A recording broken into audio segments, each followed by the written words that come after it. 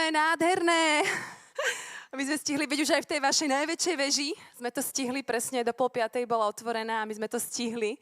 Takže Brno má ešte aj nádhernú katedrálu a ja sa veľmi teším, že tu môžem byť a som veľmi vďačná za toto pozvanie Samkovi, aj celému týmu Youth, aj Slovu života, že sa to podarilo, takáto krásna konferencia a som veľmi vďačná, že som mohla medzi vás prísť. A ešte predtým, než začnem, by sme to mohli dať tak do Božích rúk. Všetko, čo sa tu bude hovoriť, aby naozaj to bolo tak na jeho slávu, aby náš Ježiš, náš Otec a Duch Svätý mohli byť vyvýšení. A ja ti ďakujem, Otec, za každého jedného muža na tomto mieste, za každú jednu ženu na tomto mieste, za každé jedno dieťa. A ja ťa prosím, Otec, aby si sa dotýkal každého jedného srdca, aby si tak nánovo, Páne, ukazoval identitu, ktorú máme v Tebe, aby si tak nánovo zjavoval to, kým sme v Tebe, ako nás vidíš Ty sám. Ja ti ďakujem, Otec, a ja sa modlím v mene Ježiš, aby Ty si nás previedol, aby Ty si nás niesol aj cez tento čas, aby sme mohli tak úplne spočinúť v Tvojom náručí. Ja ti ďakujem za každého, kto prišiel dnes večer na toto miesto. A ja ti ďakujem, Otec, že Ty to máš všetko vo svojich rukách. Amen. Amen.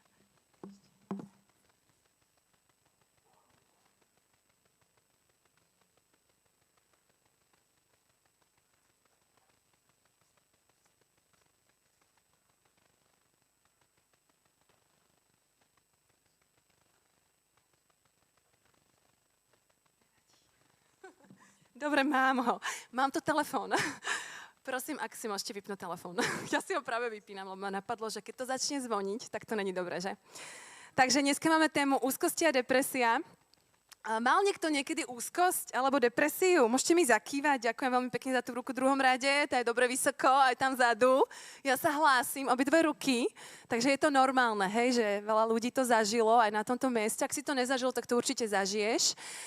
Neprorokujem ti to, ale je to proste realita života. Tak sa to proste niekedy deje, že sa nám dejú aj ťažké veci. Kresťanom sa nedejú ťažké veci však. Kresťania, úplne brutálny, bezprostredný život. Halelúja. Havaj, more, oceán.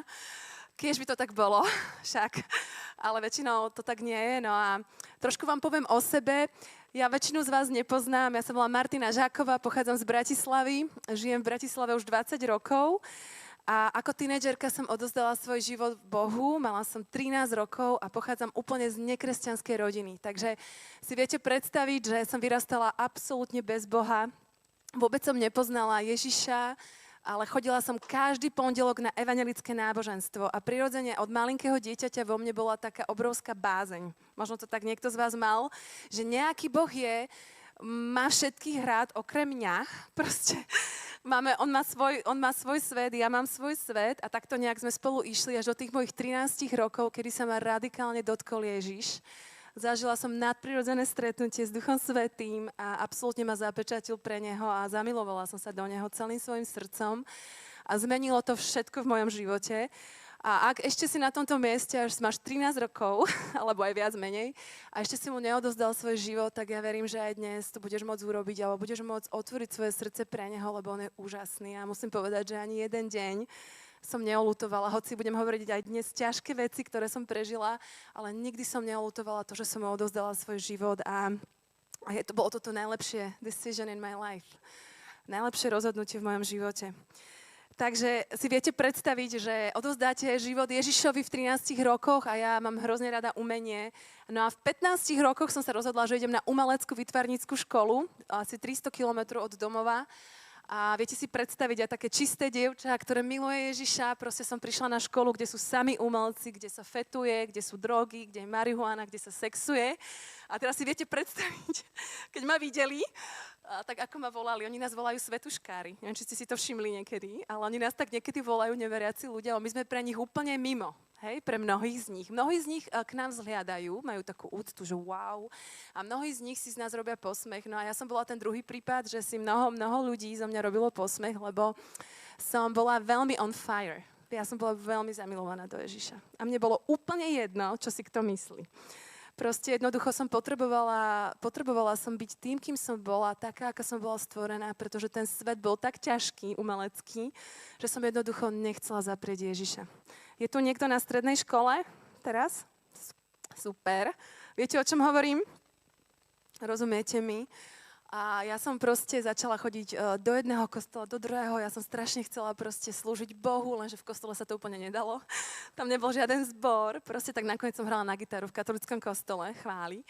Ale potom sme založili skupinku s viacerými kresťanmi na internáte a to bolo úžasné. Tam asi 30 sa nás stretávalo, aj dredaty, rôzni ľudia a mnoho ľudí odozdalo svoj život Ježišovi a som bola veľmi vďačná za ten čas, hoci ten čas na strednej škole bol pre mňa absolútne najťažší, asi čo sa týka mojej viery, pretože normálne, keď sa píše v skutkoch apoštolov, ako boli apoštolovia prenasledovaní, oni boli bičovaní a boli vo väzení, ale ja som bola šikanovaná za vieru. Zobrali mi Bibliu, proste hodil mi ju takto spolužiak cez celú školu, ešte do nej aj kopol, že proste Biblia.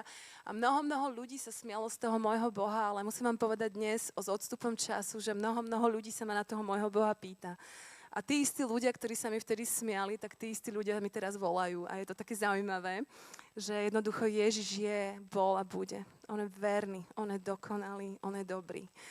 A takže som nemala veľa priateľov, mala som zo pár veriacich priateľov a vlastne takto išiel nejak môj život, že som sa rozhodla ísť za Ježišom a jednoducho mi to zmenilo úplne môj život. A každý z nás sa v živote dostaneme na miesto, že nám je jednoducho ťažko. Hej, že proste prežívame určité veci v našom živote a je nám ťažko, lebo nevieme si dať rády. Hej, že proste ideš, niekedy je to vzťah s otcom, niekedy to je tvoja sebahodnota, identita u dievčat, nemáme sa rádi veľakrát, nevieme sa prijať tak, ako vyzeráme, aké sme. Mužov je to možno nejaká taká cieľavedomosť, nejaký výkon, dokázať niečo, byť niekým a tak ďalej. A nie vždycky sa to tak naplní, ako by sme si to my prijali. A chcela by som sa vás aj spýtať, ja som sa to spýtala na začiatku, že či z vás teda niekto niekedy cítil, že mal niekedy nejakú úzkosť, alebo teda depresiu. Tak ste zvihli ruky. A dneska tento seminár mám vlastne postavený na túto tému. A vlastne za posledný rok sa na Slovensku aj v Čechách zvýšil počet týchto úzkostí a rôznych poruch trojnásobne. Neviem, či ste o tom počuli, ale vlastne začalo to covidom. A vlastne strašne veľa mladých ľudí ti povie, mám depku, hej, alebo mám úzkosť, alebo je mi zle.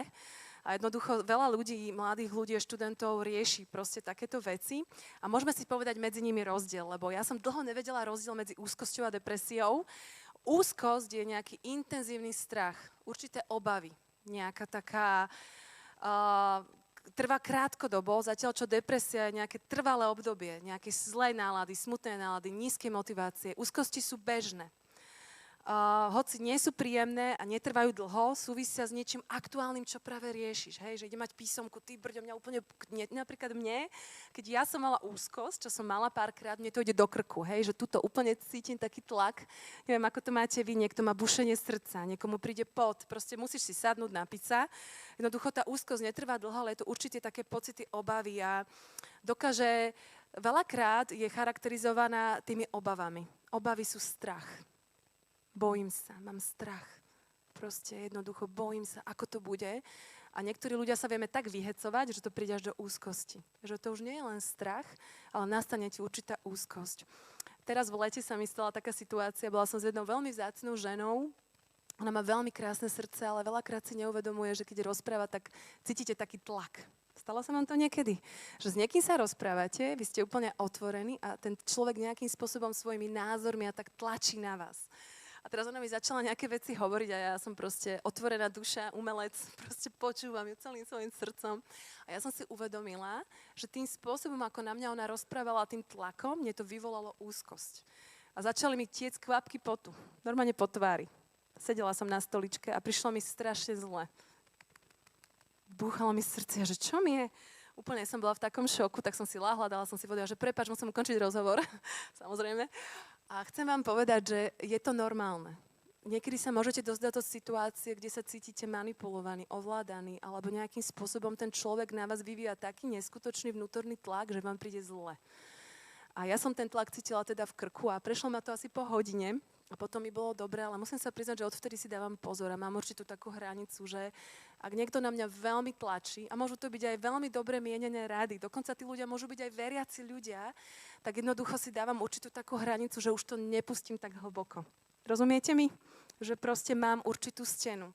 Keď cítim ten obrovský tlak, že proste nechcem dostať tú úzkosť, alebo nechcem sa cítiť zle, tak jednoducho poviem, že ďakujem ti. Je to úžasné, že máš taký názor. Ja to čítam v Biblii takisto, rozumiem tomu trochu inak, modli sa za mňa. Proste, máme tú istú Bibliu, máme to isté písmo, ale už nenechám na seba takým spôsobom tlačiť. A veľmi to odporúčam aj všetkým vám. Jednoducho tá úzkosť, vieš ju predvídať nejakým spôsobom a vieš ju akoby, vieš sa jej trošku vyhnúť. Takže je to akoby, fyzické tie príznaky tej úzkosti vyplývajú z odpovede na nervy, hej? Na nervový systém, na nejaký aktuálny stav, niečo, čo práve riešim, nejakú konkrétnu vec. Takže je to nejaký intenzívny zážitok a tak ďalej. Úzkosti bývajú chronické, iracionálne. Iracionálna úzkosť je úzkosť taká, že sa obávaš aj vtedy, keď sa nemáš absolútne čoho báť. Hej, že napríklad, ja neviem, bojím sa písomky, pritom máš samé jednotky. Akože si nadúpaný študent a bojím sa ísť do školy. Proste neviem, či sa vám to niekedy stalo, alebo bojím sa zahrať na bicie v zbore, alebo nie som dosť dobrý. A proste jednoducho stále také určité porovnávanie a jednoducho sa dostaneš do takého stavu, že je to proste iracionálna úzkosť, že máš taký vnútorný podvedomý strach. Úzkosť sa prejavuje potením, bušením srdca, ako som spomínala, tlakom na hrudníku, žalúdočnými ťažkosťami. A veľakrát sa stane ľuďom, ktorí prežívajú takú hlbokú úzkosť, že sa uťahujú do seba. Prerušujú sociálne kontakty a nezvládajú pracovné povinnosti. Ak sú to ľudia, ktorí pracujú, jednoducho začínajú sa vyhýbať ľuďom, majú strach z toho, že by to mohlo prísť, je to také pre nich veľmi náročné. A vyhýbajú sa situáciám a veciam, o ktorých sa domnievajú, že sú zdrojom určitej úzkosti. Nedokážu svoj stav kontrolovať, lebo tá úzkosť je silnejšia ako vy sami. Cítite nejaké fyzické reakcie vo vašom tele, ako mne napríklad, že začali vytiecť kvapky potu, ja som to vôbec nevedela ovplyvniť. Vlastne, že môže sa vám to niekedy takto nejakým spôsobom spustiť.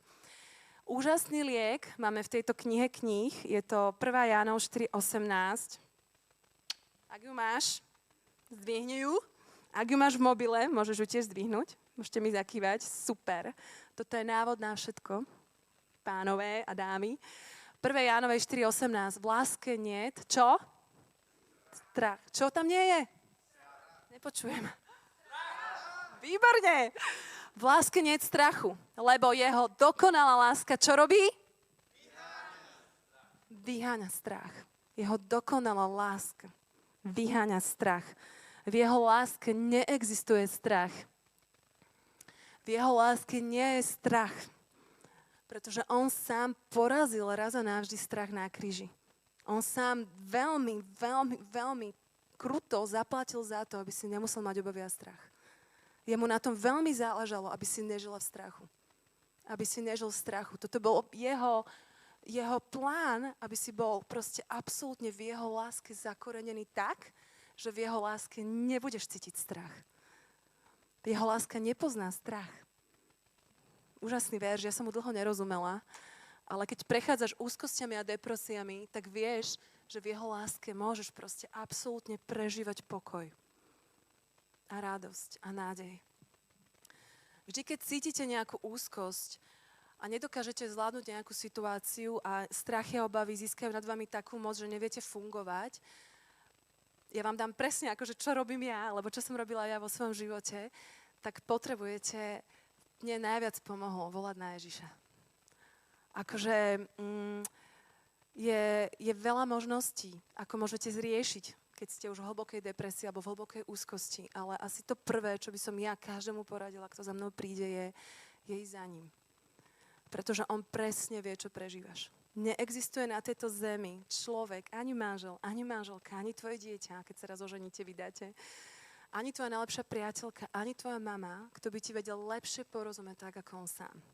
Akože to mám vyskúšané. Naozaj na vlastnej koži dokonale, že on nám rozumie naozaj najviac. On ťa tak pozná. On pozná každý jeden tvoj vlás na tvojej hlave je spočítaný. On presne vie, čo cítiš a čo prežívaš, pretože tam bol. A ako som vám spomínala, takže na strednej škole som zažila veľa šikanovania a začala som mať aj na tejto strednej škole akoby také strachy. Bála som sa ísť do školy, bála som sa, že mi niekto zoberie tú Bibliu znova, kopne do nej a budú sa mi smiať. A bola tam jedna žena, jedno dievča, moja spolužiačka, ktorá ma nenávidela z celého srdca. Proste neviem prečo, sú určité typy ľudí, ktorí proste vás nemajú radi a vlastne ani neviete úplne prečo, ale ja som vedela, že to bolo aj kus duchovné, že jej vadilo to, že som veriaca. A mala som veľký, veľký strach vlastne akoby pred ňou. A pamätám si jedno obdobie, že mi vstúpila do izby a proste veľmi začala na mňa kričať, vulgárne mi nadávať a tak. A nejakým spôsobom sa ten môj pohár preplnil a ja som vedela, že ja z toho internátu musím odísť. Ona mala kedykoľvek prístup do mojich dverí, kedykoľvek mohla prísť ku mne, nadávať mi, robiť mi zle, kedykoľvek si tie dvere mohla otvoriť, lebo sme boli na internáte a tam to proste nikto nestrážila. Pamätám si ten moment, že odišla z mojej izby a už ani neviem presne, prečo to bolo a som volala s mojou mamou a že mami, že ja už to na tom intraku nedávam, že ja nemám absolútne priestor byť sama sebou, zavrieť dvere, proste mať stíšenie s Bohom, jednoducho má taký svoj čas. A moji rodičia boli tak úžasní, že mi priplatili a bola som na priváte ďalšie 2 roky a myslím, že to zachránilo aj nejak moju dušu, alebo jak to povedať, že strašne mi to pomohlo. Preto je veľmi dobré tieto veci, keď cítite nejaké tlaky od spolužiakov, keď cítite nejaké tlaky na mieste, kde je veľmi zlé, aby ste to komunikovali. Rodičia, či sú veriaci, moji rodičia boli neveriaci v tom čase, oni ťa ľúbia, nie vždycky to vedia prejaviť, ale môžu ti prakticky pomôcť. A ja si pamätám, že mne vtedy moji rodičia veľmi pomohli, pretože ja som schudla vtedy, nejedla som, ja som mala normálne z toho až takú úzkosť, depresiu, z toho, že som nemohla byť slobodná, nemohla som byť tým, kým som a bola som každý deň šikanovaná len preto, že som milovala Ježiša viac ako čokoľvek iné. A chcem vás povzbudiť, komunikujte tieto veci, rozprávajte sa o týchto veciach. V 1. Samuelovej 16. kapitole sa píše 16. verš. A Boh dopustil, aby sa desila tvoja myseľ. A keď ten muž bude hrať, tak sa ti uľaví. Viete, o kom to je? Saul. Saul, král Saul, vyvolený král, chcený, krásny, statný, 2-metrový muž, ktorý bol vyvolený za kráľa. Ale ako vieme, tak Saul urobil veľa vecí. A jednou z tých vecí bolo, že nebol poslušný Bohu. Že urobil super duchovnú vec navonok, keď obetoval to, čo nemal, ale nebol absolútne vydaný a poslušný Bohu. Jeho srdce tam nebolo. A vieme, ten príbeh veľmi dobre prichádza proste prorok Samuel za Jessim a pýta sa ho jeden syn, druhý syn, tretí syn a proste Dávid je niekde na poli, malý pastier, ani ho nespomína jeho otec. Tak nepodstatný muž. A vlastne potom hovorí Samuel, ale počuje, že Eliába tu mám, toho tu mám, takého muža, tento by mohol byť kráľom miesto Saula. Ale vlastne ten príbeh pokračuje, on hovorí, a nie je tu ešte jeden chlapec. A vtedy prichádzajú po Dávida. A Dávid bol, v Biblii nemáme presne určené, ale keď si študujete študijnú Bibliu, tak Dávid bol tínedžer. Dávid bol mladý. Dávid bol ako vy, chalani. Kto je tu tínedžer? Koho tu máme? Super, díky za tú ruku. Niektorí sa tak cítime, už máme viac ako 30, ale cítime sa na tínedžera, ďakujem. Ja sa tak iné tiež cítim akože tínedžerka celý život. Ale vlastne Dávid bol tínedžer. Wow! Dávid bol tínedžer, ktorý mal obrovský hudobný vkus a talent. A ako sa píše, Saul mával debky, ale privádzali k nemu výborného hráča na harfe, tínedžera Dávida. A v Biblii sa píše, a vtedy zlý duch, zlé myšlienky odchádzali od Saula a zvuk hudby ho upokojoval. Nepatril celý Bohu Saul, neodovzdal mu oblasti všetky svojho života, ani mu neodovzdal závisť, ktorú mal naproti Dávidovi a nebol poslušný jeho slovu a prichádzali na ňo, ja by som to nazvala dnešným jazykom depresie. Akože je to taký voľne preložený preklad, súhlasíte so mnou? Depresie, úzkosti, zlý duch môže byť až také akoby ovládnutie jeho mysle, akoby zrazu nič nevidím, nič nepočujem, mám zastreté. Niekedy mám taký pocit, keď som s mladými ľuďmi a povedia mi, mám debku. Úplne zastretie. Neviem, či si to tak, všimli ste si to, že zrazu akoby hovoríte im niečo, ale zastreté. Proste nič. Akoby to nehovorilo. Ja si takto nejak predstavujem kráľa Saula, ktorý mal zastreté. A Dávid chodí za ním a hrá mu na harfu. A je to zaujímavé, že toto je spomenuté v Biblii, pretože on mu hovorí, že vtedy, keď hrá na harfu, v Biblii sa píše, uľavuje sa jeho mysli. Uľavuje sa mu v duchu, uľavuje sa mu v duši a Saul miluje, keď prichádza tento malý, mladý tínedžer, bezvýznamný v Saulových očiach a hrá mu na harfu. Depresia na rozdiel od úzkosti je dlhodobá. Trvá nejaké obdobie. Je to určitá porucha, ktorá postihne počas života každého štvrtého človeka podľa štatistík. Je to sila, každý štvrtý. Depresia je častá duševná porucha, je to určitá porucha, hej, že keď si pozrieme anorexia, je to porucha, hej, keď si pozrieme bulimia, dievčatá, grcanie, anorexia, nejedenie, keď si pozrieme schizofrénia, najťažšia duševná porucha, depresia sa radí medzi jednu z nich. Celosvetovo ňou trpí viac ako 300 miliónov ľudí. Viete si to predstaviť? Neviem, ako je to v Čechách. Možno, že vy ste tu úplne super. Neviem, ako to je u vás, ale u nás, akože ja idem po centre, po meste a ja len proste vidím tých mladých. Mne je to strašne ľúto. Proste čierny, všetko čierne. Proste taká tma, úplne taká bolesť. Proste z ich očí. A jednoducho veľakrát je to určitá depresia. Určitý spôsob, ako si oni spracovávajú svoju bolesť a dostávajú sa na toto miesto. Teraz, ako hovorím, každých 40 sekúnd niekto niekde na svete si vezme život. Budeme spolu hodinu a za tento čas zomrie 40 ľudí. 40 ľudí, neviem, koľko vás tu dnes je, si zoberie život, pretože nevidí zmysel svojho života. Pretože nevidí to, nepoznajú nášho nebeského Otca. A nepoznajú to, aký je dobrý, ako ich miluje a že máme v ňom nádej. Bežný smútok nie je depresia. Stane sa ti niečo veľmi ťažké, zomrie ti niekto, opustí ťa tvoja najlepšia priateľka, zradí ťa, alebo sa rozídete s partnerom, s priateľom nejakým. To je ako keby smútok. To nie je depresia, hej, že určitý smútok, každý si to spracováva inak a on je zrozumiteľný aj psychologicky, že tento smútok je normálny jednoducho, že proste, hej, že proste idem do seba, potrebujem čas, potrebujem sa oddeliť. To nie je depresia, to je normálne, je odôvodniteľný a jeho intenzita a trvanie sú dočasné. Proste trvá. Niekomu to trvá pol roka, niekomu to trvá mesiac, ale jednoducho je to akoby taký smútok. Aj sa mám dobre, aj sa poplačem, ale proste spracovávam si nejak svoju bolesť. Ale depresia je od bežného smútku choroba. Normálne štatisticky, proste aj psychologicky je to chorobný stav, ktorý môže vzniknúť aj bez určitého zjavného dôvodu. A jednoducho trvá tak to viete, že ten smútok je dlhotrvajúci. Proste, že ten človek je iný, že vy to na ňom vidíte. Trošku to prebiehnem rýchlo. Máme endogénu, exogéznu, larvovanú a psychogénu. Endogénna je niečo, sa ma dotýka proste vo vnútri, hlboko prežívam. Proste veci, mám ťažký čas doma, otec mi robí zle, ja neviem, proste vnútorne. Exogénna je zvonku. Dotýka sa ma všetko vonku, zlá politická situácia, zlá škola, zlý učiteľ. Potom je taká larvovaná, hej, to je taká skrytá, neprejavujúca sa, že ten človek ani vlastne nevie, že sa niečo deje s tebou, že neuvedomuješ si to. A potom je psychogénna a tá je naozaj, že duševného pôvodu, že jednoducho akoby až taká neurotická. Hej, že v určitom bode proste sa to zlomí v tvojom živote. Veľakrát to práve začína v tínedžerskom veku. A možno preto je dobré, že aj tento seminár, možno si budeš môcť uvedomiť, ako bojovať, keď začnú chodiť rôzne myšlienky na teba, ako na Saula, proste rôzne veci, ktoré ti prídu do tvojej hlavy a budeš musieť im dať proste stop, alebo budeš musieť niečo urobiť. Aké sú príčiny depresie? Asi taký najväčší, viete, čo to je? Skúste vykriknúť na mňa.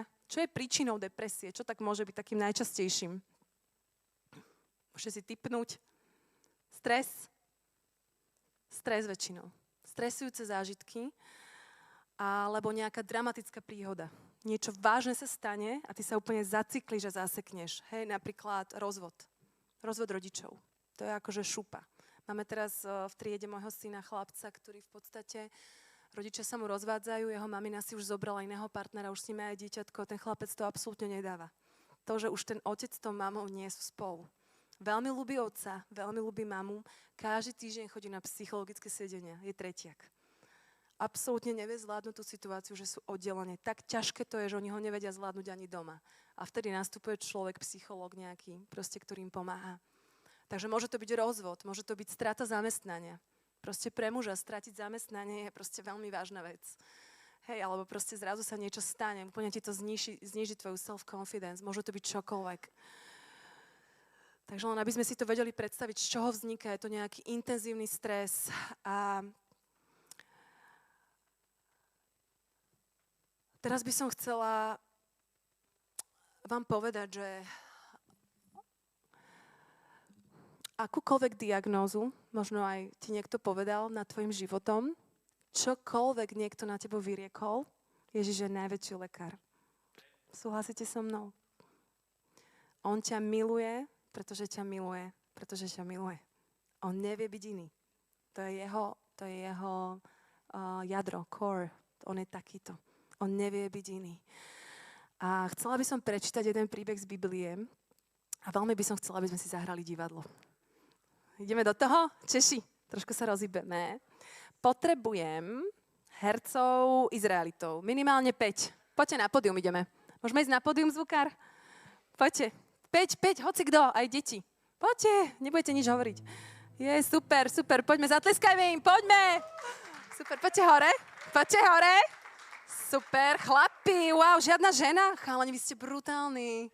Singlači, ešte viac svetla môžeme dať. Super, výborne, čauko.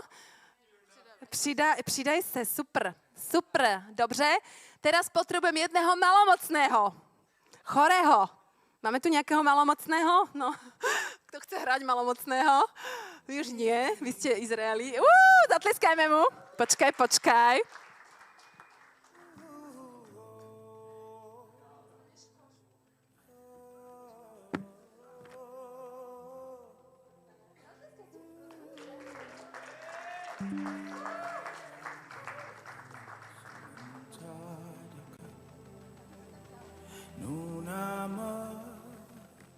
A teraz potrebujem Ježiša. Máme tu nejakého Ježiša. Nejakého fajnového. Výborne! Zatleskáme mu. Počkaj, dostaneš rucho.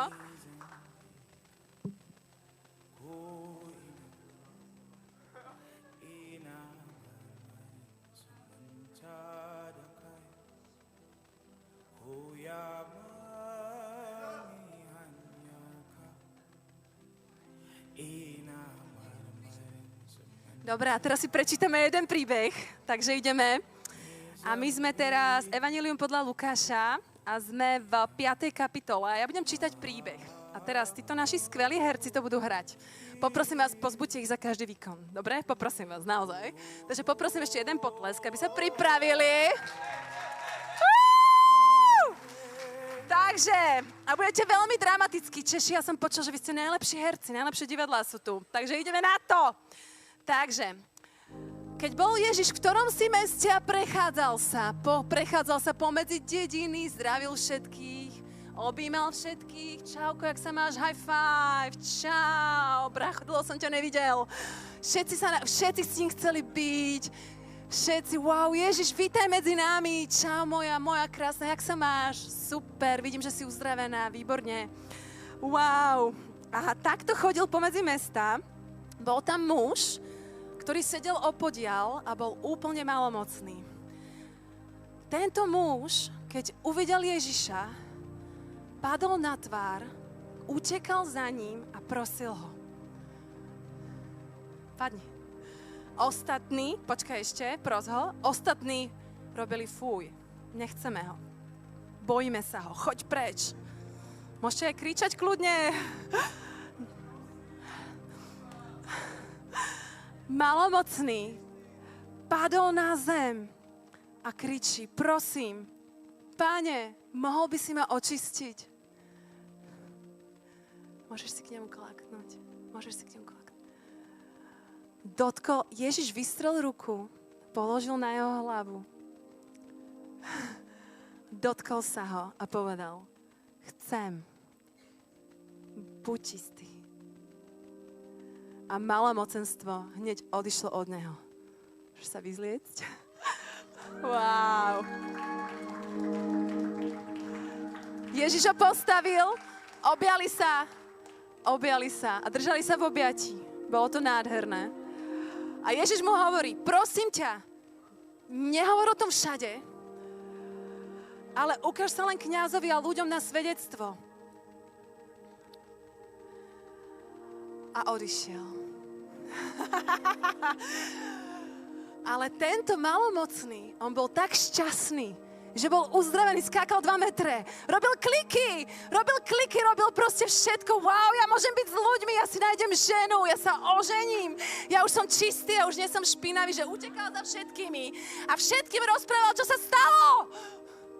Objímali ich, všetci ho objímali naspäť, nikto sa ho už nebal, všetci, wow, brácho, vitaj medzi nami, prepáč nám, že sme boli hnusní, odporní, že sme ťa nechceli, objímali ho všetci ho objímali, mali sa radi a prijali ho do partie. A takto končí náš príbeh, ďakujem.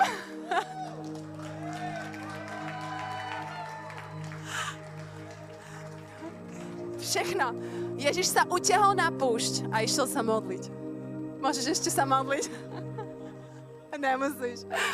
Čo hovoríte na České národné herectvo? Skvelý. Wow! Skvelý.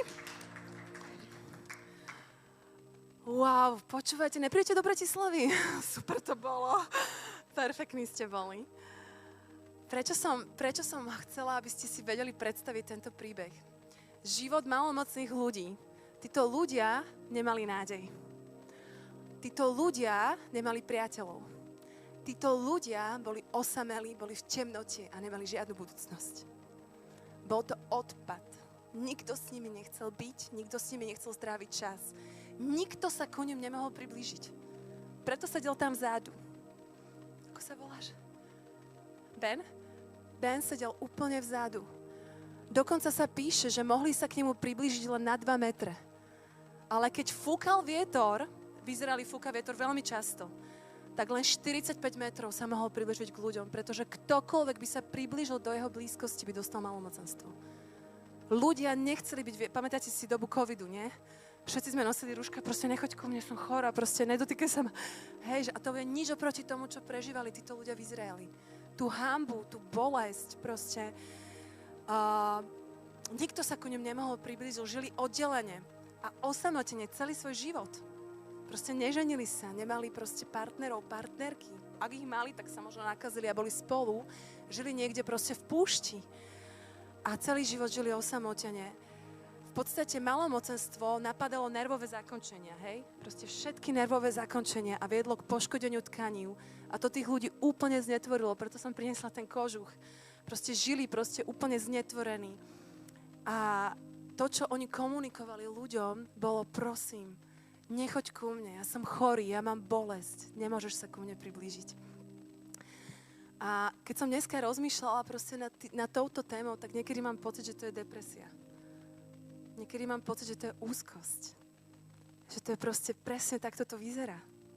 Proste, že tí ľudia sú niekde izolovaní, tí ľudia sú proste niekde na boku, proste nikto s nimi nechce byť.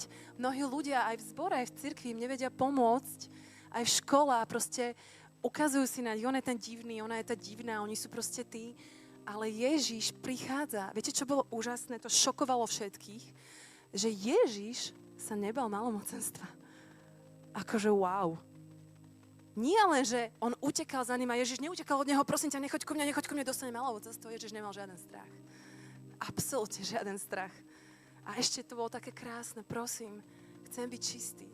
V podstate, prečo, hej, že čistí? Pretože oni sa nazývali, že sú špinaví. To malomocenstvo vlastne bola choroba, ktorá ich nazývala špinavými, vlastne takým lúzdrami, proste odpadom spoločnosti. Hoci za to mnohí nemohli, že boli nakazení proste takouto chorobou, ktorá im vlastne robila to, že im odpadávali proste rôzne časti tela, pokožky, proste jednoducho, hej, ako lepra, alebo tak, proste jednoducho boli nechcení. A Ježiš nie len, že sa ho nebál, ale Ježiš hovorí, ja ťa chcem uzdraviť, ja chcem, aby si bol čistý, ja chcem, aby si mal nový život. A ešte mu hovorí, nehovor o tom všetkým, ale on bol tak šťastný, že on to musel povedať každému. Pretože to bola tak veľká vec. Ježiš sa nebal ich samoty, ich väzenia a možno sa ty cítiš niekedy ako malomocná alebo malomocný. Ježiš prichádza a nabúra tú samotu a hovorí, buď čistý, buď čistá. Proste premením ťa, uzdravím ťa. Ľudia, ktorí majú depresiu, majú dlhotrvajúci smútok, sú pesimistickí, zameranie sa len na negatívne veci. Všetko je zlé. Ľudia, ktorí majú depresiu, majú pocit obrovského zlyhania. Zlyhal som. Nie som hodný, nikto ma nemá rád. Majú nenávisť voči sebe, dievčatá. Nenávidia samé seba, svoje vlastnosti, svoje telo. Pocit obrovskej viny. Vedomie, že si zaslúžim len trest. Predstava, že mám byť potrestaný, proste to ťa dostáva na miesto takej bezvýchodiskovej situácie, že ty začneš trpiť depresiou. Lebo ty tomuto uveríš, to sú klamstvá, ktoré čítam. Hej, sebaobviňovanie. Prisudzovanie si viny a veci, za ktoré vlastne ani nemôžeš. Ako som spomínala, ten rozvod tých rodičov, samovražedné myšlienky, častejší plač. Ja si pamätám, keď som sa mala veľmi ťažko, ja som plakala v kuse. A ja si pamätám, ak niekto to prežíva práve teraz, alebo budete s niekým, kto to prežíva, ja vám chcem povedať, že to sa nedá niekedy zastaviť. Ja som stála na autobusovej zastávke, čakala som na autobus a bola som v pohode proste. A autobus proste čakala som a za minútu, akoby tsunami ma zavalila, obrovská vlna, ja som začala strašne plakať. A ja som vôbec nevedela to zastaviť. Ja som proste len plakala jednoducho. Aj toto je súčasť bolesti, depresie, keď jednoducho prichádzajú na teba stavy, ktoré nevieš ovplyvniť. Podráždenosť, vyššia citlivosť na akúkoľvek situáciu, nerozhodnosť, neschopnosť rozhodnúť sa, nezáujem o nič, o žiadne aktivity, ktoré si doteraz užíval. Neschopnosť vykonávať bežné denné aktivity. Prestanú sa tí ľudia úplne o seba starať. Zovňajšok úplne proste neriešia. Začnú tí ľudia mnohokrát priberať alebo chudnúť, prejedajú sa, odmietajú jedlo, sú spomalení, majú iné dĺžky spánku, pretože sa nevedia spať. Veľakrát ľudia, ktorí majú proste úzkosti alebo depresiu, nevedia spať. Pocit vyčerpanosti, strata chuti do jedla, strata energie. Tá bolesť je tak veľká, máš pocit, že sa nedá vydržať. Ja mám jedného syna, Dávida, už bude mať teraz 9 rokov a keď mal Dávid 2,5 roka, tak som otehotnela s druhým synom a v podstate sa nám stala taká veľmi tragická vec, že v 9. mesiaci som porodila bábätko, ale porodila som ho mŕtvého. A vlastne som normálne porodila dieťa, ale on bol mŕtvý a bolo to v 9. mesiaci, takže to bolo veľmi veľké dieťa a v podstate, keď sa ma niekto spýta, koľko mám detí, tak ja vždycky poviem 3. Pretože hoci Jonatána tu už na zemi nemám, tak viem, že on je navždy môjim synom. Navždy. A toto, čo vám hovorím, bolo vlastne po tej mojej obrovskej strate tohto dieťaťa. Ja som prežívala naozaj dlhodobú depresiu. Ja som prestala vidieť zmysel absolútne vo všetkom. A toto, čo vám čítam, si kážem sama sebe, lebo som ako keby vtedy naozaj prežívala všetky tieto veci, ktoré vám hovorím, že ja milujem Boha a som to proste veľakrát hovorila, ktorý je plný nádeje, ale ja sama v sebe som sa cítila beznádejne. Viete, o čom hovorím? Milujete Boha, ktorý hovorí, že je plný nádeje, ktorý je plný veci, plný lásky, ale vy sami v sebe sa cítite úplne beznádejne. A neviete to zlomiť. Neviete to prekonať. Neviete to zmeniť. Nedokážete proste akoby nič urobiť preto, aby to bolo inak. A mala som veľmi ťažký čas. A pamätám si, že som si dovolila aj v zbore dať takú milosť sama sebe, že som plakala hocikedy, kedy som to cítila, že potrebujem plakať. A chcem vás pozbudiť, ak prežíva niekto vo vašej blízkosti depresiu, alebo má nejaký ťažký čas, dovolte tým ľuďom plakať. A za mňou prichádzalo veľmi veľa kresťanov, ktorí ma chceli upratať.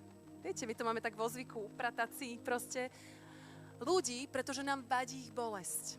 Nás vyrušuje bolesť iných kresťanov, pretože máme pocit, že to nemáme pod kontrolou.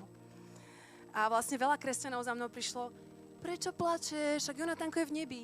Práve som ho pochovala minulý týždeň. Alebo jeden ďalší muž prišiel za mnou, ty budeš mať ešte strašne veľa detí. A ja som vedela, že to tak nebude, lebo môj zdravotný stav to nedovoloval, aby som mala veľa detí.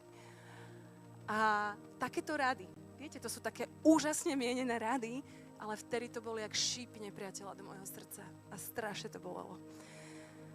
Neviem, prečo to tak v nás, kresťanoch, je, ale máme takú potrebu, keďže nám bolesť iných ľudí je nepohodlná, máme potrebu akoby rýchlo to tak upratať slovami, upratať tých ľudí, aby sme sa vyhli, čo je len troška tej ich bolesti, lebo nám prekáža. Prekáža nám to. Nechceme to vidieť, nechceme to počuť, len im potrebujeme nalepiť nálepku, ktorá v konečnom dôsledku spôsobí ešte väčšiu bolesť. A chcem vás poprosiť a naozaj z tohto miesta vám povedať, že nie je nič horšie, ako dávať rady tam, kde si ich nikto nepýta. Nie je nič horšie, ako hovoriť do situácií, kde ten človek potrebuje len počuť, je mi to ľúto. Viete čo, najviac ľudí, mojich priateľov dnes sú ľudia, ktorí mi povedali, je mi to ľúto. Pláčem s tebou. Môžem ti navariť?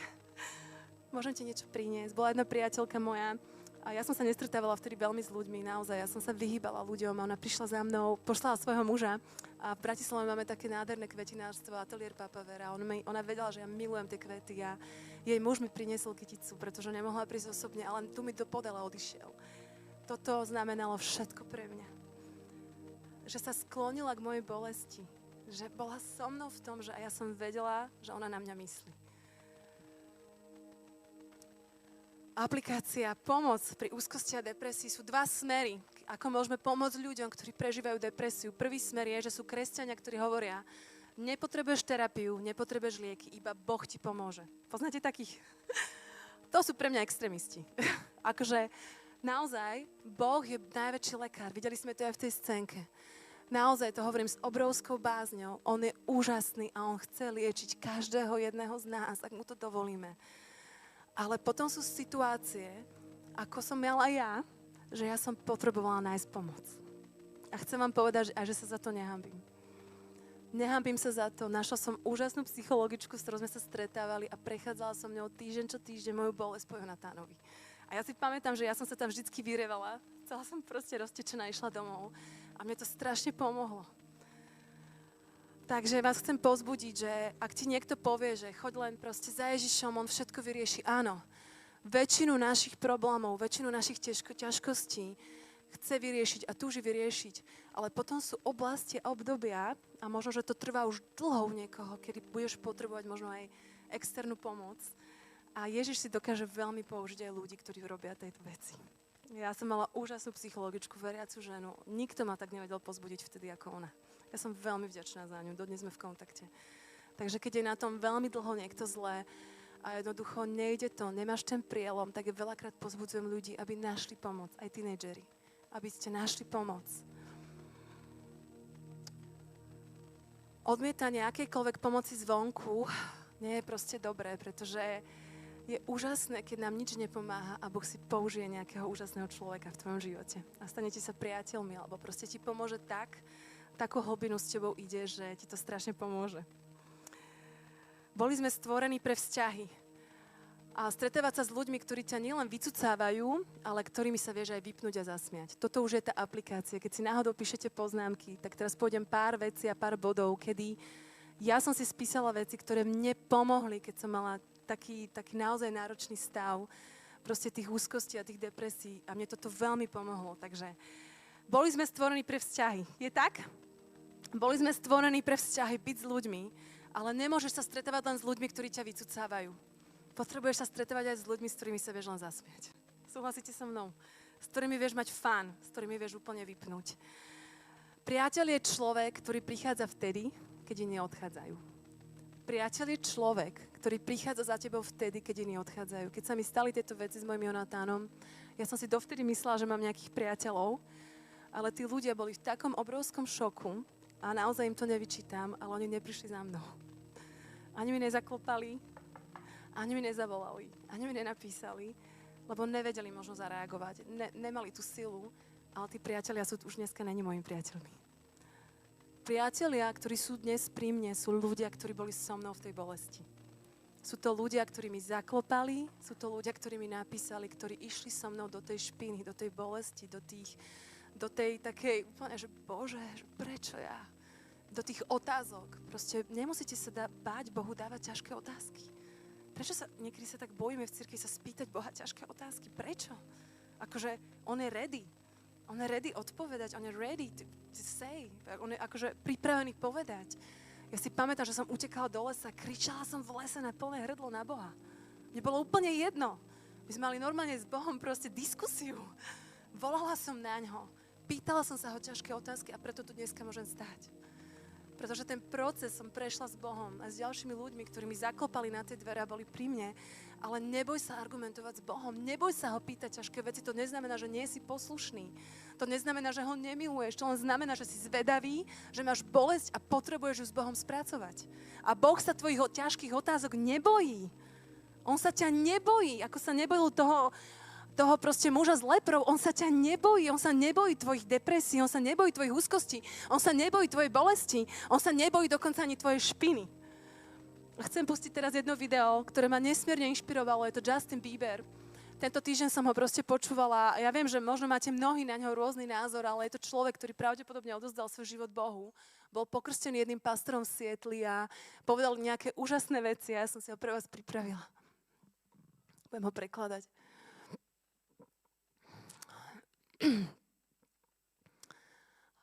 Rozumieme všetci anglicky, či mám to prekladať? Asi budem. A je to video vlastne také jeho vyznanie o jeho viere a o tom vlastne, čo prežil s Bohom a presne o tom, čo hovorím. A strašne sa ma to dotklo, ja som vám to chcela veľmi pustiť. Je to inak na Instagrame, to je... Jesus, he's not this God that people a lot. Môžeme ísť odznova.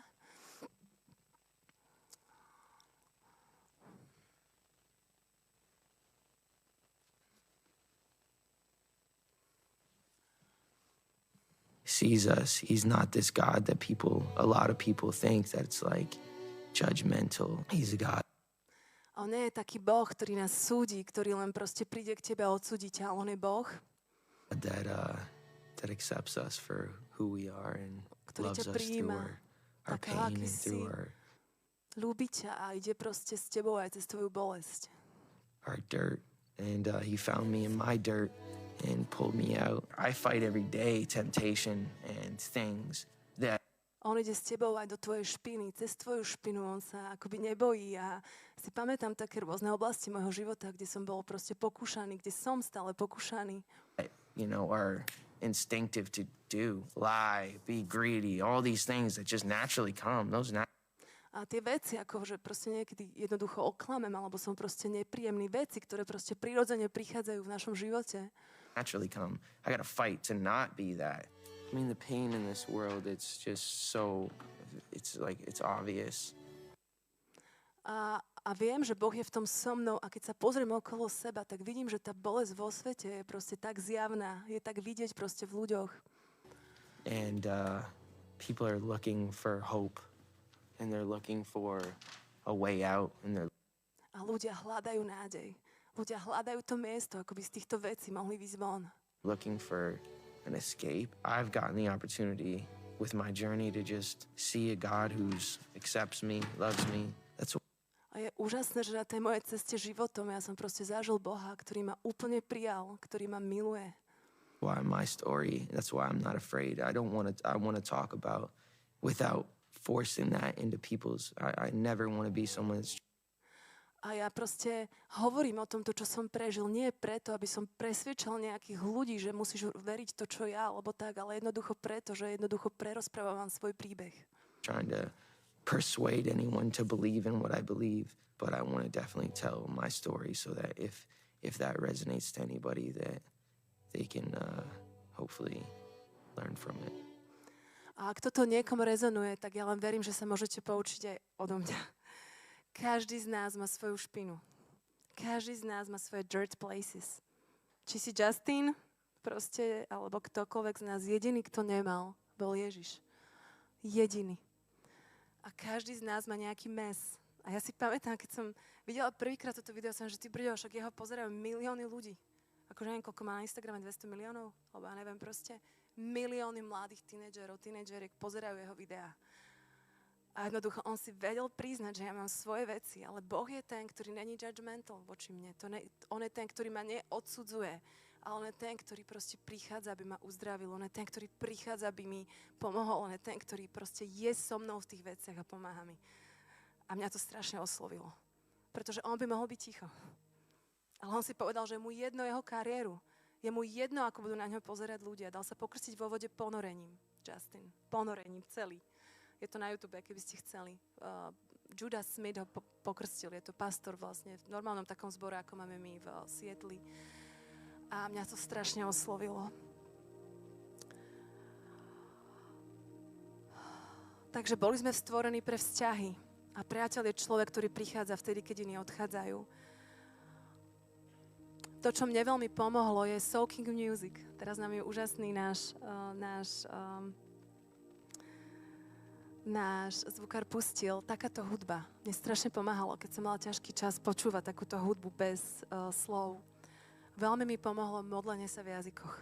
Neviem, či niekto sa modlí v jazykoch, ale keď máte veľmi ťažký čas a naozaj neviete kam, proste ja som celé dni len v proste volala na Boha v jazykoch. Ja ani neviem, čo som sa modlila, ale viem, že som sa modlila, že buď so mnou, buď pri mne, lebo to vychádzalo z mojej duše. A proste určite som nepovedala nič zle, lebo v Biblii sa v 1. Korinťanom píše, že keď sa modlíte v jazykoch, modlite sa jazykom anielským, ktorému nerozumie nikto iný, iba Ježiš sám. A hovoríte úžasné veci, pretože hovoríte na jeho slávu. Veci, iba k nemu. To, čo mne veľmi pomohlo, keď som mala veľmi ťažký čas, bolo, že žiť pre dnešok. Na 100% žij pre dnešok. Každé ráno som vstala a hovorím si, čo ma zase... Ale vždy som si povedala, iba dnes. Žijem na 100% dnes, ako keby som mala žiť svoj posledný deň na tejto zemi. To mi veľmi pomohlo. Ak si píšete, toto je proste odkaz, že naozaj Boh mi povedal vyslovene, Martinka, žij pre dnešok.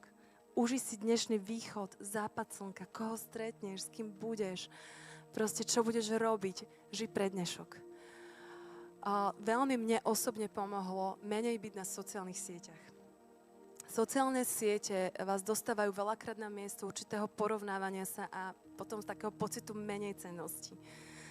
Že proste pozeráš si niekoho, taká party bola, nebol si tam pozvaný, hej?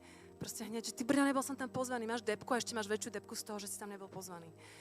Proste, alebo nejaká baba schudlá, hej, dievčatá, perfektne sa obliekla do keľu, zase som není dosť dobrá, není som dosť dobrá. Viete, také toto. Jednoducho, keď máš ťažký čas, tak sa odstrihni z týchto vecí. Ja som na jedinej sociálnej sieti, to je Instagram, tam chodím, ale poviem vám, že sledujem len ľudí, ktorých mám rada. Nesledujem ľudí, pretože musím niekoho sledovať a ľudia, ktorí má také, keď som cítila také, že mi ich príspevky nerobia dobre, tak ich nesledujem. Neviem vám to opísať, proste dala som si v tom slobodu nesledovať ľudí, ktorých príspevky mi nerobia dobre. Úplnú slobodu ťa chcem pozbudiť, urob to aj ty. Je to obrovská vec, keď ja sledujem veľa božích žien, Jen Johnson, Lisa Beaver, John Bevere, proste veľa božích ľudí, mne to, aj Justina mám teraz, proste, že veľa ľudí, ktorí nejakým spôsobom sa rozhodli, potom tam mám nejakých, proste zopár, ktorí majú radi umenie, ale dala som si slobodu nesledovať ľudí, ktorí mi robia určité triggers, hej, také proste veci, ktoré ma zatlačajú proste dole a neposúvajú ma vpred. Daj si tú slobodu. Proste máš tú slobodu, proste sledovať toho, koho cítiš, že môžeš sledovať a robí ti to fajn, posúvať ťa to, alebo ste v kontakte, ste priatelia. Sú to väčšinou ľudia, ktorí neprinášajú nič pozitívne do nášho života a proste nás to veľakrát otravuje. Biblia nám hovorí, že každého máme milovať, každému odpustiť, ale nie každý má rovnaký prístup do tvojho srdca. Keď sa máš ťažko, tak veľakrát potrebuješ odstrihnúť určitých ľudí z tvojho života, ktorí proste nejakým spôsobom držia nad tebou nejakú kontrolu, nejakú manipuláciu, kde sa necítiš úplne slobodný. Ježiš mal najbližších 12. Z 12 mal najbližších 3. Peter, Jakub a najbližšieho, ktorý jediný ležal na jeho hrudi, bol Ján. Prečo to tak Ježiš robil asi? Prečo? On veľmi dobre vedel, že nemôže pustiť, mal ešte zástup 70, potom mal Dávid, ktorého, ale veľmi dobre vedel, že on nemôže pustiť viac ľudí k sebe bližšie. Ježiš to tak robil. Je zdravé mať zopár priateľov, ale nie každý musí mať k tebe rovnaký prístup. Ani každý by nemal mať k tebe rovnaký prístup, že každému povieš všetko. Dneska stretneš niekoho na konferencii, ktorého vidíš prvýkrát v živote a nevyléš mu predsa asi celý svoj život, pretože nevieš, čo s tou informáciou ten človek urobí. Ja vás chcem veľmi povzbudiť, ak máš ťažký čas, buď len s ľuďmi, ktorých máš fakt odskúšaných. Nesnaž sa vytvoriť milión nových priateľstiev, pretože veľakrát sa stane to, že sa dostaneš na miesto, že ti je ešte horšie, pretože si nepochopený ľuďmi. Ako som sa ja cítila nepochopená. Priateľ je človek, ktorý prichádza vtedy, keď iní odchádzajú a ty možno, že teraz rozmýšľaš nad tým, kto je naozaj tvoj priateľ, ale priateľov máme len zopár v živote. Je úžasná milosť mať zopár priateľov v živote, ja ich viem asi spočítať na jednej ruke. Ja mám zopár priateľov, ktorým sa viem úplne otvoriť a viem, že prídu o polnoci za mnou, pomôžu mi, čokoľvek by som potrebovala a ja to isté chcem urobiť pre nich. A chcem ťa veľmi povzbudiť, nie každý môže mať rovnaký prístup do tvojho srdca. Ani Ježiš to nedovolil. Veľmi dobre vedel, čo nám modeloval, veľmi dobre vedel, čo nám ukázal. Ďalší veľmi taká dôležitá vec je, že zmen také negatívne myšlienky proste na pozitívne. Niekedy to tak niekto povie, že že to je také jednoduché, akože hovoriť pozitívne. Áno, akože fakt je rozdiel, keď prídeš niekam a niekto je totálne negatívne naladený a prídeš niekam a ten človek je plný lásky. Je to rozdiel? A môže ten človek, ktorý je plný lásky, prežívať oveľa horšie veci, ako ten, ktorý je negatívny. My máme teraz v rodine veľmi ťažkú vec. Máme chlapčeka, ktorý má leukémiu, lieči sa 2,5 roka len v nemocnici. Teraz je v Prahe, v Motole. A je to veľmi ťažké, ale jeho rodičia sú neskutočne pozitívni ľudia. Vy im chcete zavolať, lebo je vám s nimi dobre. Napriek tomu, že prežívajú 2,5 roka v nemocnici, sú to pozitívni ľudia, ktorí milujú Ježiša. A milujú ho viac, ako ho milovali predtým. Proste vyhľadaj si ľudí, ktorí jednoducho, alebo sa obklop ľuďmi, ktorí hovoria dobre. Akože obklop sa ľuďmi a ty sám začni hovoriť dobre. Mne to strašne pomohlo, keď som pozvala Boha byť môjim šéfom myšlienok. Akože keď som ho naozaj pozvala, aby bol šéfom mojej mysle, aby bol šéfom mojich pier, aby naozaj som hovorila to, čo on chce, aby som hovorila, aby som bola ticho, keď mám byť ticho. Asi najťažšie pre kresťanov je byť ticho, podľa mňa. Akože, neviem, či sú to nejakí neveriaci a je to niekto, asi nedáš ruku hore, ale proste niekedy je tak ťažké byť ticho. Neviem, Češi, vy s tým určite nemáte problém, to len my na Slovensku. Proste hovoríš vtedy, keď máš byť ticho a nehovoríš vtedy, keď máš niečo povedať, že? A jednoducho niekedy naozaj si zakusnúť do jazyka, nehovoriť zlé veci, strašne pomáha preto, aby si nemusel upadať do ťažkých stavov. Ďalšia vec, hľadajte spúšťače. Na ktorých miestach, v akých situáciách, v jakých vzťahoch sa zle cítiš. Zapíš si ich, hľadaj vzorce, pracuj na tom, ako sa môžeš vyhnúť pocitom pániky, obav a spoznávať tie spúšťače. Niektorí ľudia povedia takú vetu, že odkedy som mal depresiu, už som to není úplne ja, hej, že proste až tak nad sebou prorokujú. Nie! Depresia neurčuje to, kým si. Depresia neurčuje to, kým si.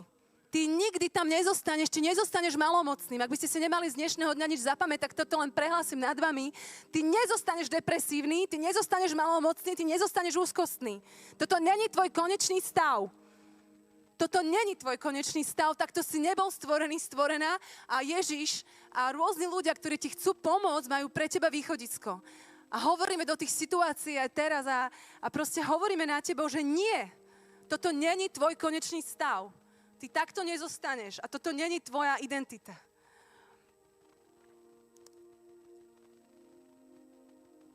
V Biblii 27:20 v Matúšovi sa píše jeden úžasný verš. Ja som navždy s tebou.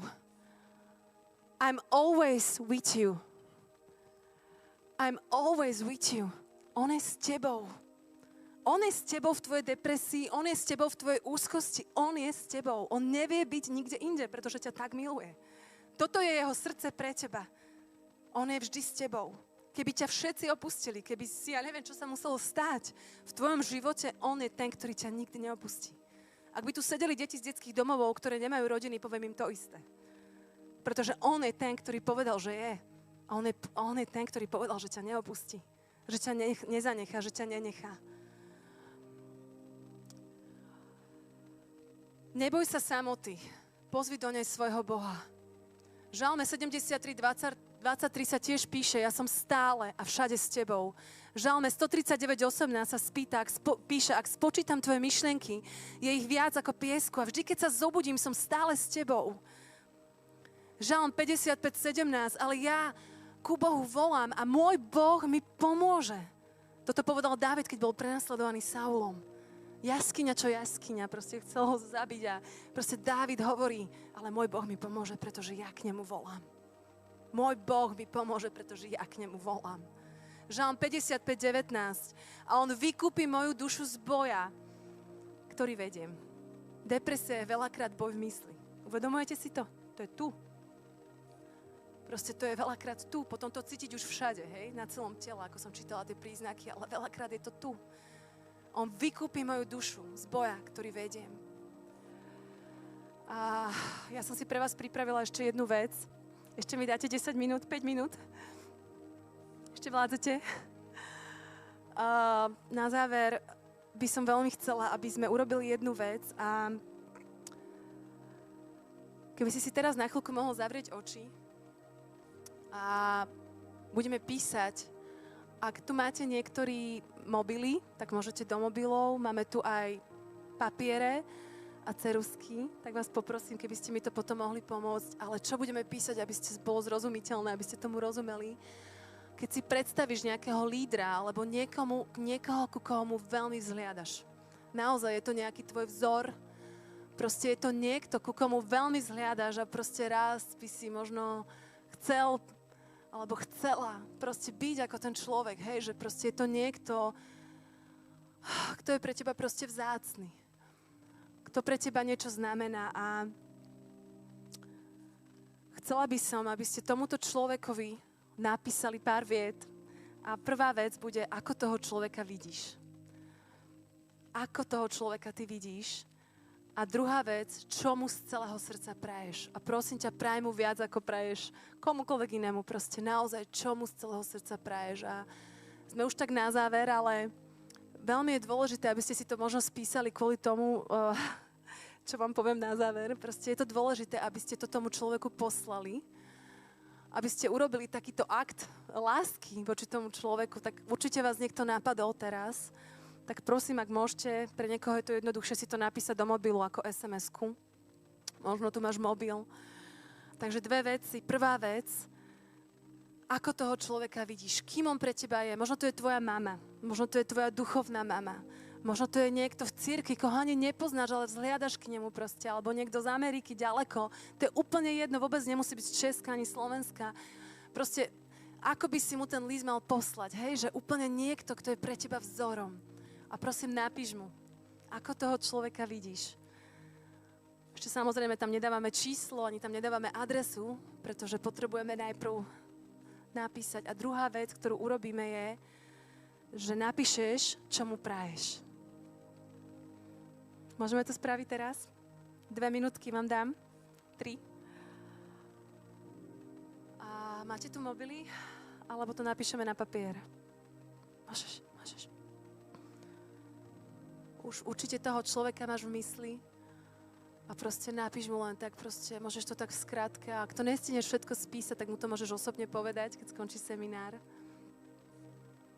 Ale veľmi som cítila, že toto máme spraviť, lebo je to veľmi kľúčové, možno aj pre túto tému.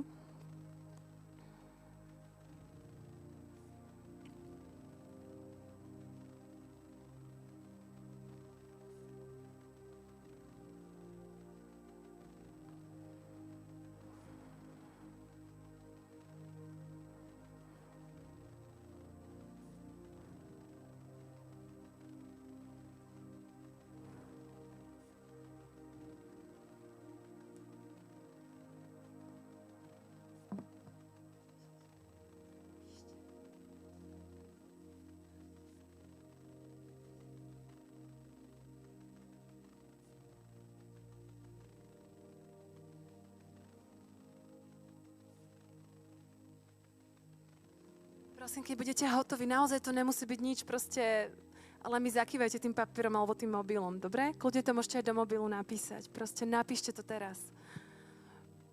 Takže 2 veci. Ako ho vidíš a čo pre teba znamená a čo mu praješ. Aké výšiny mu praješ v jeho živote, proste to najviac, čo mu dokážeš prijať. A tie najkrajšie slova, ktoré vieš použiť.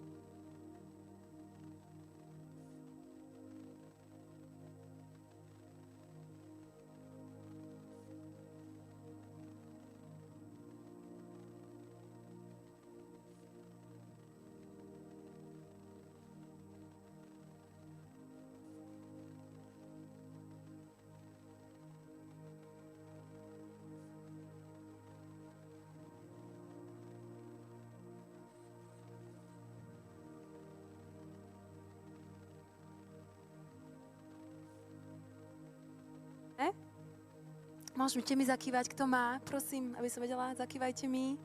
Super, tam na ľavá strana už má. Máš? Daj do. A pravá strana má napísané, hej, napíšte tam prosím vás, pre koho to je. Aby ste to vedeli doručiť tým ľuďom, pre koho to je. Už to máme všetci? Či ešte píšeme? Ešte dáme minútu. Poslednú minútu. Dobre? Pol minúty. 30 sekúnd. Ostatné veci tam dopíšete, keď skončí seminár. Ale to už nebude ono. Dobre.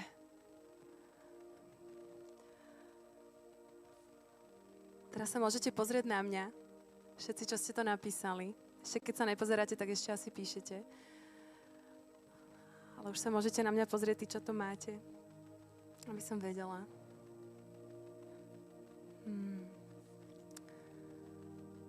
To, čo si... Máme skončené? Už ukončujem. 3, 2, 1. Stop. Lebo teraz chcem povedať, prečo sme to písali. Máme?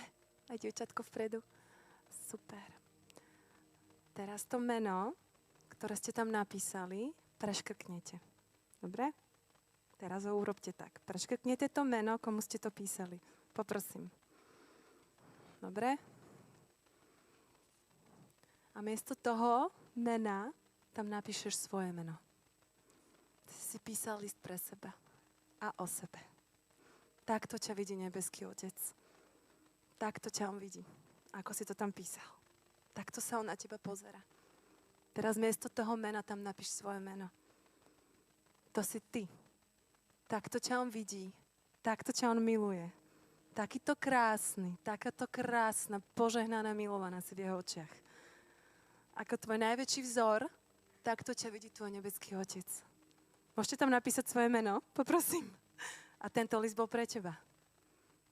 Nikdy v živote by si tento list nenapísal sám o sebe. Pretože my sa takto na seba nepozeráme. Pretože my si takto neveríme. Ale nebeský Otec sa na nás takto pozerá. Prosím ťa, a teraz si ho prečítaj.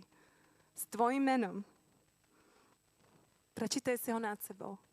Môžeme tam pustiť hudbu ešte. Super. Prečítaj si ho nad sebou.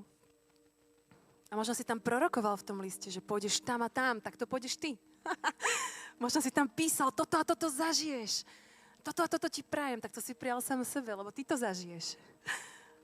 Takto ťa vidí tvoj nebeský Otec. Takto ťa miluje. Takýto krásny si v jeho očiach. Takáto krásna si v jeho očiach. Môžeme sa spolu postaviť teraz? Ste takí v šoku. Vždy, keď robíme túto aktivitu, sú ľudia v šoku. Ale robíme to vždy vtedy, keď vieme, že to máme robiť pretože úzkosti a depresie vychádzajú väčšinou z toho, keď neviem, kým som. Keď nepoznám svoju hodnotu, svoju identitu v mojom Bohu. A tento list, ktorý ste si napísali, si prosím vás, zoberte domov. Ten list je pre vás. To je nebeský, to je odkaz neba pre teba. Ako ťa vidí tvoj nebeský Otec. A chceli by sme sa teraz modliť, ak by mohli byť všetky oči zavreté. A modlitebníci, ktorí sa chcete so mnou modliť, poďte kľudne dopredu alebo po bokoch. A chceme sa modliť za každého, kto potrebuje modlitbu na tomto mieste. Chceme to tak odovzdať Bohu. Celý tento čas, celý ten list, proste všetko, čo v tom liste bolo a všetko, kým ste v ňom, proste ako ťa Otec vidí. Každú jednu bolesť, každú jednu depresiu, každú jednu úzkosť, každú jednu myšlienku, drahý Ježiš. My odovzdávame dnes po tvoj kríž, Pane. A my hovoríme, že my ti dávame všetko, Otec. My ti dnes dávame všetko, Pane. My ti dávame našu identitu, naše predstavy o našich lídroch, naše predstavy o nás samých, Otec. My ti dávame to, kým sme. A my hovoríme, Pane, my chceme byť slobodní. My chceme byť, Pane, pripravení pre nebo. Pane Ježišu, my sa modlíme v mene Ježiš. A túžime, Pane, zakúsiť Teba. Otec, my sa chceme dotknúť, ako malomocný sa dotkol Teba. Ty si sa dotkol jeho a bol uzdravený, Otec. Ja sa modlím v tejto miestnosti za každú jednu depresívnu myšlienku, aby bola zlomená v mene Ježiš. Ja sa modlím za každú jednu úzkostnú vec a situáciu, aby bola zlomená v mene Ježiš. Ak hovoríš jazykmi, modli sa aj v jazykoch. To je super vec. Kľudne sa modli, proste sme v cirkvi. Ak ho nehovoríš v jazykoch, to vôbec nevadí. Modli sa svojimi slovami, hovor Pánovi, proste čo je na tvojom srdci. Pane, my ti dávame, Pane, naše životy, my ti dávame, Pane Ježišu, všetko, kým sme a čím sme, Otec. My ti hovoríme, Pane, že my túžime, Pane, ti dať všetko, každú jednu vec v našom živote. Túžime, Pane, zareagovať na každú jednu bolesť. Túžime ti vylievať svoje srdce. Túžime, Pane, sa stretnúť s tebou tak, že budeme vedieť, Pane. Je na tomto mieste dievča, ktoré má veľký problém so sebavedomím. Strašne sa nemáš rada. Úplne nevieš sa prijať a keď ti niekto povie, že si krásna, tak nevieš prijať žiadny kompliment, lebo nenávidíš samú seba. Nenávidíš samú seba, úplne od hora až po spodok, celé tvoje vnútro. Ja sa modlím teraz v mene Ježiš, aby si bola uzdravená. Ja sa modlím, aby sa ťa Duch Boží teraz tak dotkol, že to pôjde von. V mene Ježiš, ja sa modlím, aby akákoľvek úzkosť, depresia z toho, ako vyzeráš, ako máš váhu a proste čo si o tebe kto myslí, aby to bolo zlomené v mene Ježiš. Ja sa modlím o slobodu pre to dievča, drahý Ježiš, ty ju poznáš, Pane. On ťa dokonale pozná. Si krásna. Si prenádherná. Ona tebou hovorí, si moja milovaná. Si moja chcená, ja ťa milujem. Si my beloved. Ty si jeho milovanou. Prestan sa porovnávať. Prestan pozerať, čo by si mohla. Lebo nie si dosť, nie som dosť. Je to klamstvo z pekla. A my lámeme toto klamstvo v mene Ježiš a hovoríme nad tvojim životom, že si milovaná. Že si chcená. Že on ťa miluje presne na tom mieste, kde sa teraz nachádzaš. Presne na tom mieste, kde teraz si.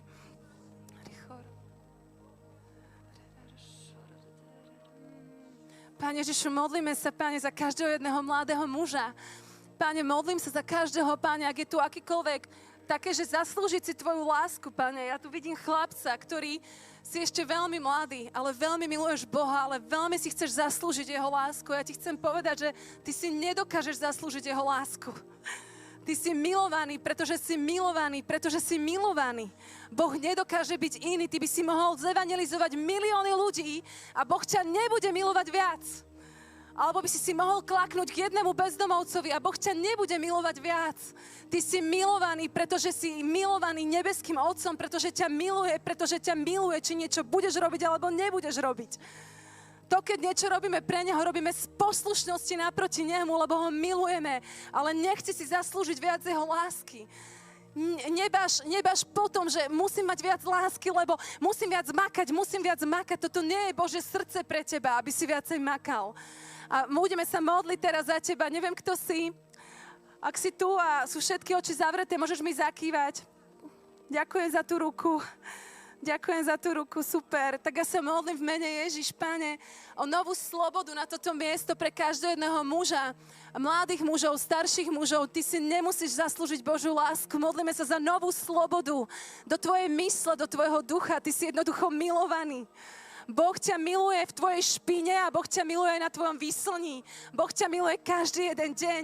Toto je jeho podstata. On je taký, že ťa miluje, pretože ťa miluje. Nechce ťa zviazať do zákona, ale chce ťa oslobodiť do jeho lásky, lebo jeho láska vyháňa strach. Jeho láska vyháňa strach. Vidím tu človeka, ktorý má také presvedčenie, že není dosť dobrý. Nie som dosť dobrý, nikdy nebudem dosť dobrý pre Boha. Boh miluje každého okrem mňa. Akože to je najväčšie klamstvo. Ja som tomuto klamstvu verila asi 5 rokov. Je niekto taký, kto verí takémuto klamstvu na tomto mieste? Môžeš mi zakývať? Ďakujem. Wow, Pane, tak poďme sa modliť, cirkev, lebo to sú vážne veci. Akože Boh ťa miluje, pretože ťa miluje. Zomrel za teba, hlboko proste ťa miluje. Zomrel na kríži preto, aby si mohol byť raz navždy slobodný. A Pane Ježišu, ja sa modlím za takéto klamstvá, Pane, za takéto náboženské klamstvá, Pane, ktoré neprichádzajú vôbec od Teba. Ja sa modlím proti manipulácii, proti kontrole, Pane, proti odsúdeniu, proti súdu, Pane, proti akýmkoľvek takýmto veciam, ktoré držia mladých ľudí, Pane. A ja sa modlím za mysel Kristovu, za nádej, za slobodu, za pokoj, za radosť, Pane. Prehlasujeme, Ježiš, že Ty si hoden. Otec, Ty si hoden. Páne, ja sa modlím, že za proti každej depresii, proti každej úzkosti. A my prichádzame dnes k Tebe, Páne, ako Tvoje deti. Dotkni sa nás. Dotkni sa nás, Otec. Dotkni sa nás, Otec. Ak túžiš, aby sa ťa dotkol, možno vystri svoje ruky k nemu. Možno si klákni. Proste urob, čo potrebuješ. Ak potrebuješ prísť dopredu, kľudne prídi dopredu. Proste urob, čo potrebuješ. Možno si lahni. Proste povedz Bohu, proste čo je v tvojom srdci, povedz mu. On je tu teraz prítomný. On túži konať a uzdraviť tvoje srdce. On túži konať a uzdraviť tvojho ducha a tvoju dušu. Jemu záleží, on mal tiež emócie, Ježiš, keď chodil po tejto zemi.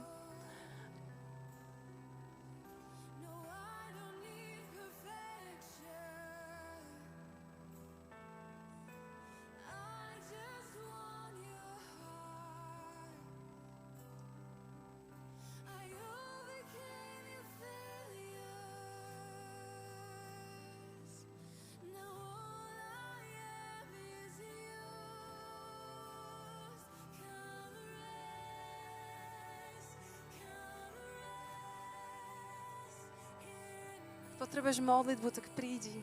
Budeme sa modliť za teba, ale pre ostatných, ktorí už cítite, že ste prijali, čo ste mali, je toto stretnutie ukončené. Ale ak potrebuješ modlitbu a chceš sa ešte modliť ďalej, tak ešte sa budeme modliť zo pár ľudí tu vpredu a prídi, ak máš takú potrebu, máš takú túžbu, niečo ťa veľmi trápi. Potrebuješ zažiť Boží zázrak. Boh je tu. Neviem, či ho cítiš, hej. Boh je tu. Proste on túži sa ťa dotknúť. Nikto ti nepomôže z ľudí tak, ako ti pomôže on. Nikto nebude vedieť tak rozumieť tvojim emóciám, všetkému, čo prežívaš, ako on. On je dobrý. Amen. Amen. Ak chcete, prídite, ešte sa tu budeme modliť. Môžeme prísť, Marek, aj Mirko, poďte, budeme tu na boku niekde.